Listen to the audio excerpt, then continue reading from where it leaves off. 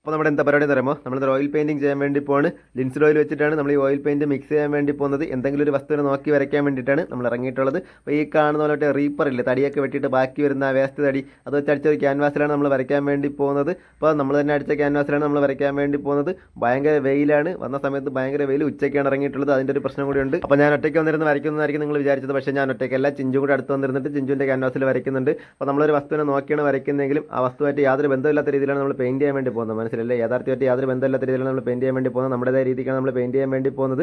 അപ്പോൾ ഈ കാണുന്ന പോലെ ആ വെള്ളത്തിലേക്ക് ചാഞ്ഞ് കിടക്കുന്ന ആ ഒരു മരം കണ്ട, അതൊരു പേരമരമാണ്. അതിനാണ് നമ്മൾ വരയ്ക്കാൻ വേണ്ടി ഉദ്ദേശിച്ചിട്ടുള്ളത്. അതിൻ്റെ മണ്ടയ്ക്ക് ഒരു നീർക്കാക്ക വന്നിരിപ്പുണ്ട്. ആ നീർക്കാക്ക കൂടെ നമ്മൾ ഈ വരയിൽ ഉൾപ്പെടുത്താൻ വേണ്ടി പോകുന്നത്. അപ്പോൾ ഇതൊരു ഓയിൽ പെയിൻറ്റിങ് ആയതുകൊണ്ട് തന്നെ ഏകദേശം 2 ദിവസം എടുത്തിട്ട് നമ്മൾ വരച്ച് പൂർത്തിയാക്കാൻ വേണ്ടി പോകുന്നത്. വരച്ച് പൂർത്തിയാക്കുന്നതല്ല, ഞാനങ്ങനെ വരച്ച് പൂർത്തിയാക്കാറില്ല, വരച്ച് നിർത്താൻ വേണ്ടി പോകുന്നത്. 2 ദിവസം എടുത്തിട്ടാണ് വരച്ച് നിർത്താൻ വേണ്ടി പോകുന്നത്. കാണാൻ നല്ല ഭംഗിയില്ലേ? ക്യാമറയ്ക്ക് അത്യാവശ്യം ക്വാളിറ്റി കുറവുണ്ടെങ്കിലും കാണാൻ നല്ല ഭംഗിയുണ്ട്. നമ്മൾ വരച്ച് ബോറടിക്കുന്ന സമയത്ത് നമ്മൾ ചൂണ്ടയിടും. മനസ്സിലായി? ഈ കാണുന്ന വെള്ളക്കെട്ടിനടുത്തിരുന്നിട്ട് ചൂണ്ടയിടും, കുറച്ച് സമയം വരയ്ക്കും, വീണ്ടും ചൂണ്ടയിടും, കുറച്ച് സമയം വരയ്ക്കും. അങ്ങനെയൊക്കെയാണ് ഈ പരിപാടി മുന്നോട്ട് പോകുന്നത്. മനസ്സിലായി? അപ്പോൾ 2 ദിവസം കൊണ്ടാണ് നമ്മൾ വരച്ച് പൂർത്തിയാക്കാൻ വേണ്ടി പോകുന്നത്. ഈ കാണുന്ന മൈദാമാവൊക്കെ കുഴച്ചിട്ട് ആ കാണുന്ന വെള്ളക്കെട്ടുണ്ട്, വെള്ളക്കെട്ടിലേക്ക് ഇങ്ങനെ ചൂണ്ടയെറിയുന്നു, ഇടയ്ക്കിടയ്ക്ക് മീനൊക്കെ പിടിക്കുന്നു. അങ്ങനെയൊക്കെയാണ് വരയ്ക്കുന്നത്. ചിഞ്ചും കൂടി അടുത്ത് വന്ന് ഈ കാണുന്ന മീൻ പിടിക്കാൻ നോക്കിയിരിപ്പുണ്ട്. ചിഞ്ചു ഇടയ്ക്ക് പോയി വരയ്ക്കുന്നുണ്ട്. നമ്മൾ 2-ാം ദിവസം വന്നിട്ടുണ്ട്. 2-ാം ദിവസം ഈ കാണുന്ന കാലിത്തീറ്റയൊക്കെ കുഴച്ച് വെച്ചിട്ട് വര തുടങ്ങിയിട്ടുണ്ട്. അപ്പോൾ അതിനടുത്തായിട്ട് കുഞ്ഞു മീനുകൾ കണ്ട, താഴെ കുഞ്ഞു മീനുകളൊക്കെ വന്ന് തീറ്റയൊക്കെ ബാക്കി പറക്കുന്നുണ്ടൊക്കെ പോകുന്നുണ്ട്. മനസ്സിലായില്ലേ? അപ്പോൾ നമ്മൾ വരച്ചുകൊണ്ടിരിക്കുകയാണ്.